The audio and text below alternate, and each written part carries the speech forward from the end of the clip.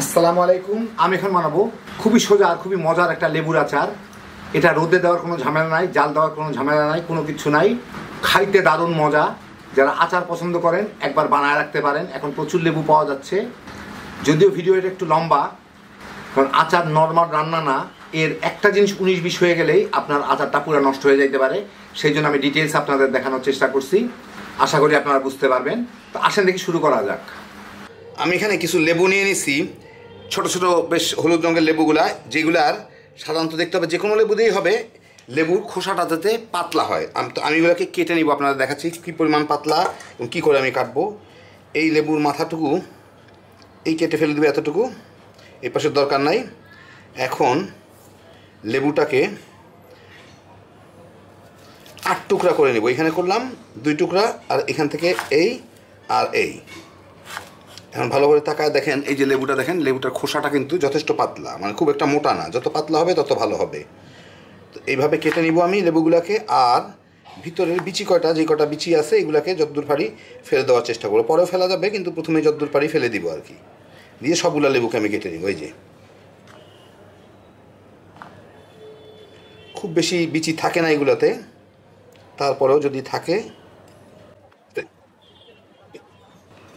সবগুলোকে এইভাবে আমি কেটে নিব। লেবুটা আগেই ধুয়ে নিতে হবে, পরে আর ধোয়া যাবে না। আর কাটার পরে কিন্তু আমি একটা কাচের জিনিসের উপরে উঠাবো, কারণ স্টিলের কোনো কিছুর মধ্যে না, কাঁচ কিংবা প্লাস্টিক। তো আমি একটা কাচের বোলের মধ্যে উঠাই নিই সবগুলোকে কেটে, কারণ এইটাকে আমার লবণ দিয়ে মেখে 4 দিন রাখতে হবে, যাতে কোনো কেমিক্যাল রিয়াকশন না হয়। সেই জন্য আমি কাচেরটার মধ্যে নিব। লেবু একটু অ্যাসিডিক, লোহায় রাখলে কোনো বিক্রিয়া হয়তো হইতে পারে আর কি, সেই জন্য। তো আমি এখানে লেবুগুলোকে কেটে নিলাম। আমি 1 ডজন লেবু নিছিলাম। এর সাথে আমার লবণ মিশাইতে হবে। তা আমি মোটা ধরনের লবণগুলো দিচ্ছি। সাধারণত সাধারণ যে লবণগুলো থাকে আয়োডাইজড হওয়ার কথা, যদিও হয় না, কারণ হচ্ছে সবগুলোর মধ্যে ভেজাল। আয়োডিন সহ লবণ হইলে এই লেবুটা কালো হয়ে যাইতো। যে কোনো আচারে আয়োডিন সহ লবণ দিলে দেখবেন ফলটা কালো হয়ে যায়, মানে ত্বকের সংস্পর্শে এসে। তা আমাদের দেশের কোনোগুলোই কালো হয় না, মানে প্রত্যেকটার মধ্যেই ভেজাল আছে। আর বিদেশে যারা থাকেন সাদা লবণটা দিয়েন না, কারণ ওদের মধ্যে ভেজাল নাই। আপনাদের এখানে পিকলিং সল্ট পাওয়া যায়, পিকলিং সল্ট বলে এটাকে, মানে আমাদের মোটা লবণটা আর কি। ওই লবণটা আপনারা ব্যবহার করতে পারেন। ওটার মধ্যে কোনো আয়োডিন নাই। আর বাংলাদেশে আয়োডিন থাকলেও বলে আয়োডিন না থাকলেও বলে যে আয়োডিন আছে। যাই হোক, তো আমি মোটা লবণটা কিনছি। আমি জানি যে এটার মধ্যে নিশ্চিতভাবে আয়োডিন নাই, যদিও লেখা আছে, কিন্তু আমি এটা সবসময় খাই দেখে আমি জানি।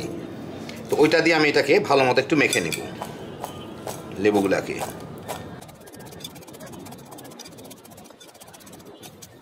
মোটামুটি লবণ দিয়ে ভালো মতো মাখা হয়ে গেছে। এটাকে আমি এখন ঢেকে রেখে দিব। লবণগুলা গলবে আর লেবুগুলাও কিন্তু ধীরে ধীরে নরম হইতে থাকবে। তো আমি এটাকে 4 দিন রাখতে হবে। তো ঢেকে দেওয়ার মাঝে আমি প্রতিদিন 2 বার করে এটাকে একটু নেড়ে দিব, উল্টা দিব, কারণ এই লবণগুলো এখন আস্তে আস্তে দেখতেছেন এই লবণগুলো কিন্তু লেবুটা নরম হওয়ার সাথে সাথে প্লাস লবণ ও লেবুর রসে গলে পানিটা নিচে চলে যাবে। নিচে চলে গেলে আবার 2-1টা যদি বিচি থাকে, যে দেখা গেলে ওইটা উঠে ফেলে দিব। যাই হোক, নিচে চলে যাবে। তো সেই জন্য লবণটার পানিটা দিয়ে বারবার লেবুটাকে মেখে মেখে রাখতে হবে। তো আমি 12-13 ঘন্টা পরে আবার আপনাদের দেখাচ্ছি। ততক্ষণে লবণগুলো গলে সব নিচে চলে যাওয়ার কথা আর কি, পানি হয়ে নিচে চলে যাওয়ার কথা। তারপর আমি দেখাচ্ছি আমি কেমন করে মিলাই দিব আবার। তো আমি একটা বড় পিরিচ দিয়ে এটাকে ঢেকে রাখি, বাস থাকলো। আর এটা ফ্রিজে টিজে কোথাও রাখার দরকার নাই। আমার রান্নাঘরের মধ্যেই এক চিপায় চাপায় টেবিলের কোনা টোনায় ফেলে রাখবো, তাইলেই হবে। নর্মাল টেম্পারেচার থাকলেই হবে, কোনো ফ্রিজ কিংবা ডিপ ফ্রিজ কোথাও রাখার দরকার নাই। বাইরে থাকলে এটা যথেষ্ট। তো একদিন পরে দেখি কি অবস্থা। একদিন না, প্রায় 16-17 ঘন্টা পরে এই যে দেখেন লেবুগুলোর উপরে শুকনো শুকনো হয়ে যায়।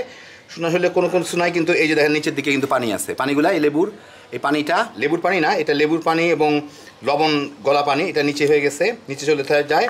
তো এইভাবে এটাকে প্রত্যেক দিন অন্তত 2 থেকে 3 বার এইভাবে মিশিয়ে দিতে হবে পানির সাথে। এই পানিটার সাথে সবগুলা লেবু যাতে মিশে, মানে লবণ যাতে আবার সবগুলা লেবুতে লাগে। আর লেবুগুলা কিন্তু ধীরে ধীরে ছোটো হইতে থাকবে এবং একটু একটু করে নরম হইতে থাকবে। আগের মতো নাই, কিন্তু লেবুর খোসাটা একটু নরম হয়ে গেছে। তো এইভাবে প্রতিদিন কমপক্ষে 2 বার, উপরে 3-4 বার, যে যতবার পারেন মিশায় দিবেন। কোনো ব্যাপার না, এটা পচবে না, পচার কিছু নাই, লবণ দেওয়া হয়েছে। আর লেবু এমনি অ্যাসিডিক। তো মনে হয় সবগুলোই মিশলো, আবার করে দিব। তো এইভাবে আমি প্রতিদিন দিনে কমপক্ষে 2 বার করে মিলাই দিব। দিয়ে 4 দিন এটাকে এভাবে রাখতে হবে। ধীরে ধীরে লেবুর পরিমাণটা কিন্তু কমতে থাকবে, মানে লেবুর পরিমাণ না, লেবুর আয়তনটা কমতে থাকবে আর কি। আবার ঢেকে দিব এটাকে, ঢেকে রান্নাঘরেই নর্মাল টেবিলের উপরে কিংবা যে কোনো জায়গায় রেখে দিব, রোদ যাতে না লাগে। 4 দিন পরে প্রতিদিন 2 বার করে নিয়ে দেওয়ার পরে এই হচ্ছে লেবুর অবস্থা। দেখেন একদম নরম হয়ে যায়। এখন আমার যেটা করতে হবে, এই লেবু থেকে লেবুর নোনা পানিগুলা দূর করতে হবে। সেই জন্য আমি এখানে একটা গামলার উপর একটা স্ট্রেনার নিয়ে নিছি, চালনি নিয়ে নিছি। এর মধ্যে আমি লেবুগুলাকে ঢেলে দিব যাতে লবণের পানিগুলা পড়ে যাইতে পারে। তো মোটামুটিভাবে ঘন্টা 2 রেখে দিব এইভাবে, চাপাচাপির কিছু নাই, যাতে লেবুর পানিটা মানে লবণের পানিটুকু সম্পূর্ণ নিচে ড্রেন হয়ে যায়, পড়ে যায় আর কি। আমি এখন একটা মশলা বানায় নিব। সেই জন্য আমি এখানে নিচ্ছি আধা চা চামচ মেথি, আস্ত মেথি, 1 চা চামচ সাদা সরিষা কিংবা হলুদ সরিষা, 1 চা চামচ কালো সরিষা, 2 চা চামচ গুয়ামরি, সফ বা মিষ্টি জিরা যে যাই বলেন, 1 চা চামচ আজওয়াইন অথবা জৈন।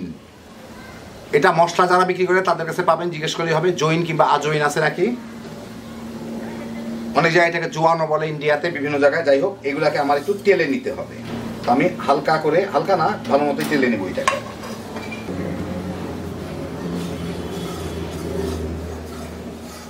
এই মিনিট 1.5 ভেজেই আমি চুলাটা বন্ধ করে দিই। এটা একটা সুন্দর ফ্লেভার বের হবে আর 2-4টা সরিষা ফুটা শুরু হবে। এখন আমি এটাকে এর থেকে এইটার মধ্যেই নামায় নিব, কারণ এর মধ্যে রাখলে এই মশলাটা ফুটতে থাকবে। এখন একটু ঠান্ডা করে আমি এটাকে গুঁড়া করে নিব। ঘন্টা 2 পানিগুলো ঝরানোর পরে এই হচ্ছে আমার লেবুর অবস্থা। এখন এর সাথে আমার দিতে হবে, আমি আপনাদের দেখা দিচ্ছি, 1 চা চামচ গরম মশলার গুঁড়া, 1 চা চামচ মরিচের গুঁড়া, আধা চা চামচ কি তার একটু বেশি নিছি বিট লবণ, আধা চা চামচ আস্ত মেথি, 1 চা চামচ কালো জিরা। বিট লবণ চাইলে আর একটু বেশি দিতে পারেন ফ্লেভারের জন্য, এটা বিট লবণটা দিতেই হবে কিন্তু। যাই হোক, আর যে মশলাটা আমি গুঁড়া করে রাখলাম পুরা মশলাটুকুই আমি দিয়ে দিব এর মধ্যে, ভেজে তেলে গুঁড়া করে রাখলাম ওইটা। 1 কাপ চিনি আমি গুঁড়া করে নিছি গলার সুবিধার জন্য, সেই 1 কাপ চিনি এর মধ্যে দিয়ে দিব। এটা চিনির রসে ডুবে থাকবে, অতএব চিনিটাই দিতে হবে বেশি সবচেয়ে। এখন এগুলোকে ভালো মতো মিলাই নিতে হবে।